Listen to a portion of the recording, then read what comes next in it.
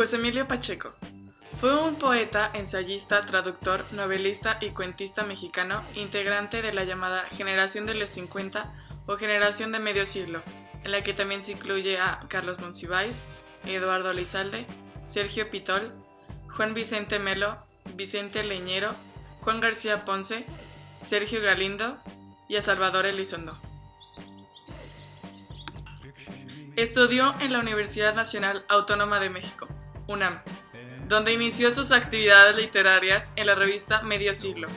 Tradujo del inglés y publicó libros de lírica y narrativa. También trabajó dirigiendo y editando colecciones bibliográficas y diversas publicaciones y suplementos culturales. Falleció el 26 de enero del 2014 a las 6:25 horas aproximadamente, a causa de un paro cardiorrespiratorio, posterior de haber presentado desvanecimiento en su domicilio, siendo atendido en el Instituto Nacional de Ciencias Médicas y Nutrición, Salvador Subirán.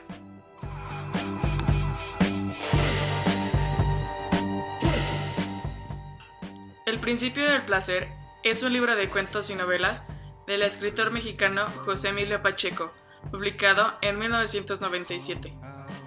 Correspondiente a las edades humanas desde la infancia hasta la vejez, el descubrimiento del amor, la amistad, la sexualidad y la corrupción, obtuvo el premio Javier Villarrutia en 1973. La edición original fue hecha por Joaquín Mortiz, publicado en el año de 1972 y reeditado constantemente desde entonces. La nueva edición, en nueva versión por José Emilio Pacheco, fue llevada a cabo por Ediciones Era hasta agosto de 1997 y en el 2005 salió la 14ª reimpresión. La estructura. Esta edición está conformada por 6 cuentos: El principio del placer, La zarpa, La fiesta brava, Langer House, Tenga para que se entretenga y Cuando salí de La Habana, válgame Dios.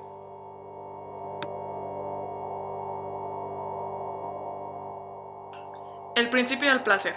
El primer relato cuenta cómo un muchacho llamado Jorge se enamora a primera vista de Ana Luisa, una adolescente que guarda profundos secretos. Un relato con un profundo significado de la realidad y la farsa. Lo atestigua claramente con la frase casi al final del libro: nadie tiene la culpa de que yo ignorara que todo es una farsa y un teatrito, sugerida así en la propia aparición de los políticos y adolescentes luchadores y chismes.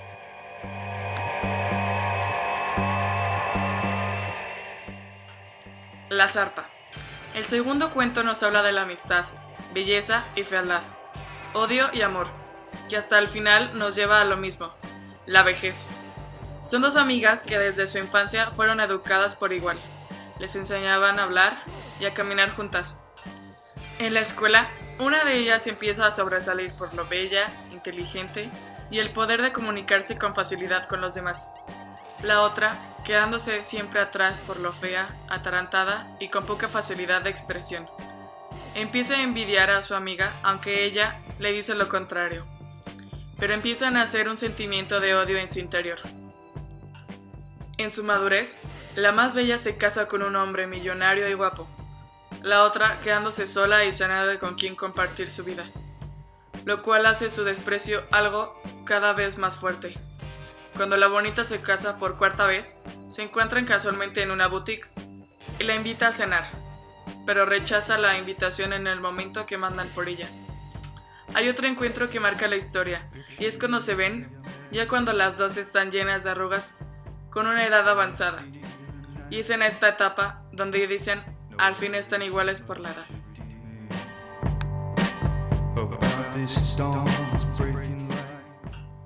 La fiesta brava es un cuento en el cual podemos observar diferentes tramas, las cuales, al unirse de forma tan impredecible, demuestra que la obra contiene equilibrio e incertidumbre, siendo cualidades de Pacheco.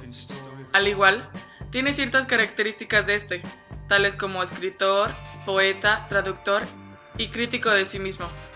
La similitud del personaje con él causa cercanía e intimidad. La complejidad del relato radica en el tejido de elementos de la vida real e irreal. Elementos prehispánicos, literarios, voces acalladas por la injusticia social, Se incluyen además propuestas vanguardistas, experimentales, que son puestas sobre un armazón simple para desembocar en su conjunto hacia un punto ciego, convergente en donde la realidad y la ficción consiguen tocarse inevitablemente.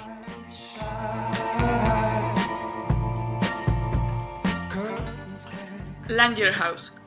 Langerhaus es un niño prodigio que toca el clavecín de una manera impresionante. Gerardo era su único amigo desde los 12 años. Se hacen inseparables porque Gerardo defiende a Langerhaus de las burlas que le hacen. Los padres de Langerhaus hacen música para cines y comerciales.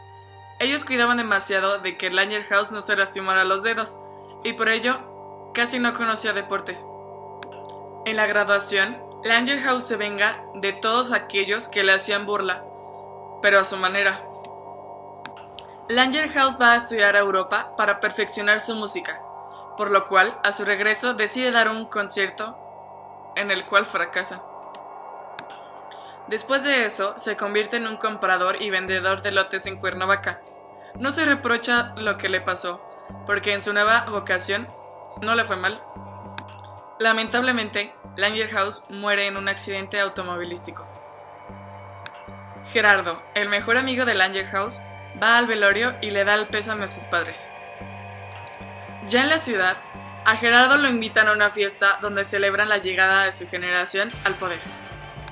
Empiezan a hablar de Langerhaus, pero nadie recuerda quién era. Hacen una apuesta para ver que sí existía, y que era parte de la generación, pero Gerardo pierde. Gerardo trata de probar la existencia de Langerhaus por medio del accidente que salió en los periódicos, pero al final no le queda más que resignarse a que solo fue un fantasma que solo él recuerda.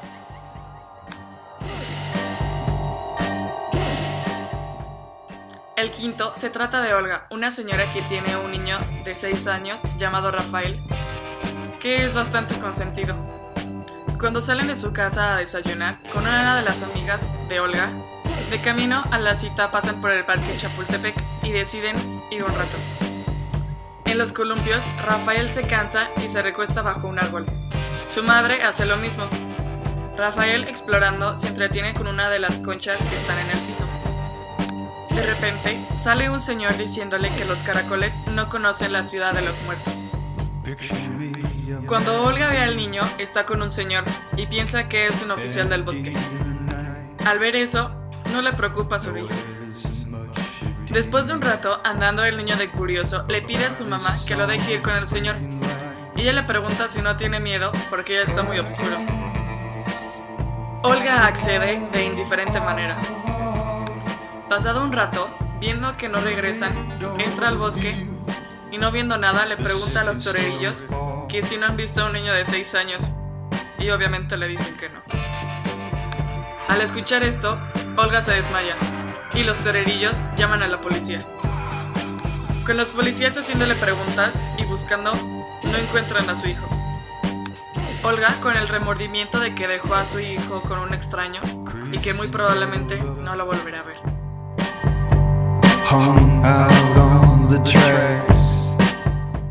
El último cuento trata de varios señores que van de La Habana a México porque huyen del sometimiento de Ernesto Guevara y Fidel Castro. Un señor nos va narrando cómo es que conoce a una muchacha que iba con sus padres. A la muchacha la dejaban bailar de todo menos tango. Para su suerte, el señor no sabía bailar tango. Ya entrados en el mar, que solo en 3 días iban a desembarcar y por lo cual el señor no iba a volver a ver a la muchacha. Y por eso es que tenía prisa en conocerla, porque después ya no le iba a hacer caso. El señor aprovecha de que hay una tormenta para decirle que quisiera estar con ella hasta que envejezcan, pero ella no accede porque lamentablemente está comprometida. En la noche, antes de desembarcar, la muchacha va a su camarote, sola, sin sus padres, por lo cual le parece raro al señor.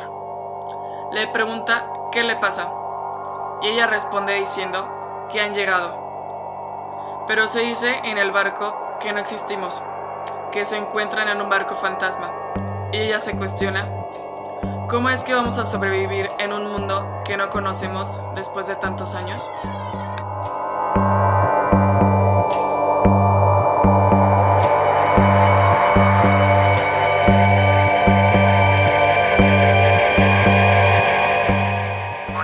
aprovecha de que hay una tormenta para decirle que quisiera estar con ella hasta que ya envejezca.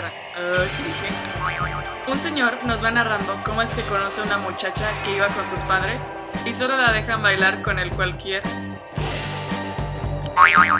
Un señor nos va Al escuchar esto, Olgar se Olgar. Este último... Ay, no es el último. Gerardo trata de probar la muerte de Langer House mostrándoles un periódico donde aparece el accidente automovilístico. Langer... me equivoqué. Él trata de